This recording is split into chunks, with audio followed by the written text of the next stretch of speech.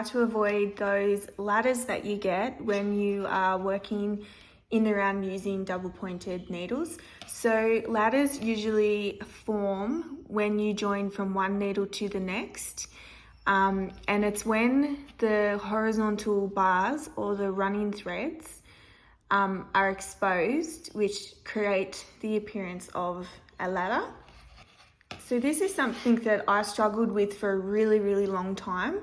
And I did a lot of research trying to work out how to avoid them. And a lot of the suggestions often created more problems and made my knitting look worse because they didn't actually fix the cause of the problem. So today in this video, I'm going to show you what is actually causing the ladders and how you can avoid them.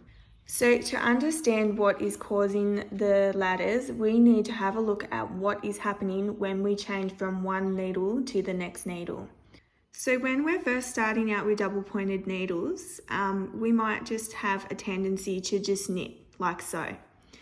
But take a look at your working yarn and have a look at how far that working yarn is traveling across to wrap around the needle and create a new stitch. That is your running thread, and that is what is being exposed, because the distance that this yarn is traveling from one stitch to the next stitch is much further than it has to travel when you are just knitting normally in the middle of a needle.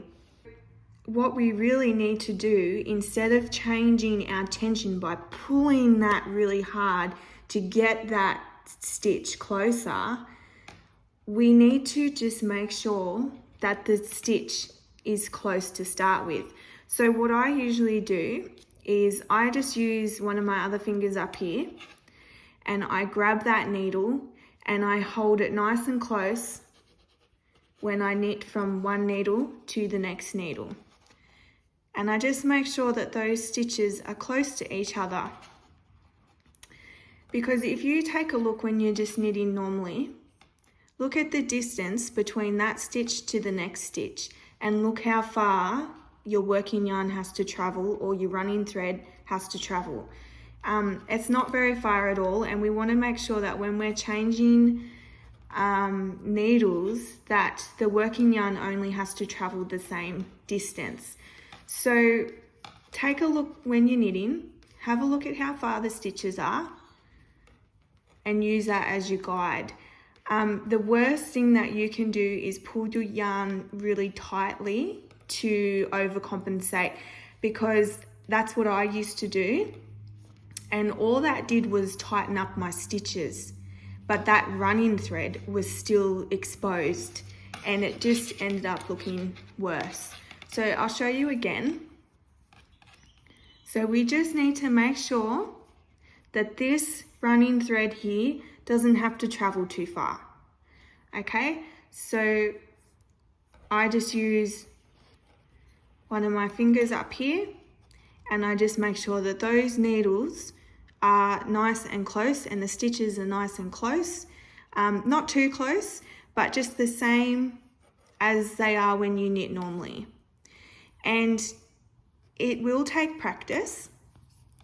And sometimes even now I end up with little ladders, or sometimes I end up with tight stitches because I've overcompensated. But if you just keep practicing, you will get rid of your ladders. So I hope you found that helpful. I'll show you one last time. Okay, grab the needle with your finger so it's nice and close, and keeping the same even tension as you always do, you just knit. And I promise that will really, really help with your ladder problem.